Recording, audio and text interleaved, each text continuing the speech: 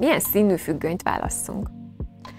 Általában azt szoktam javasolni ügyfeleimnek, hogy nézzék meg, hogy milyen a falszínük, vagy milyen olyan karakteres bútordarab van a lakásban, amihez igazítanunk kell a színt. Mert például egy barna színű kanapéhoz nem biztos, hogy egy lila színű függönyt választanék, mert ugye ez a két szín üti egymást.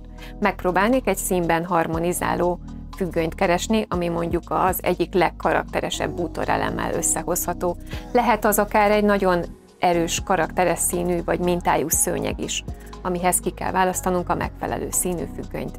Fényelteresztőben általában a semleges színt szoktam ajánlani, mondjuk, hogyha fehér a falszínetek, akkor egy fehér függönyt, vagy hogyha bézsesebb, akkor egy melegebb bézses árnyalatút. Most nagyon divat a szürke szín, úgyhogy egyre több lakásban használunk mi is szürke függönyöket. Látogassatok el weboldalunkra, a függönykatalógus.hu-ra.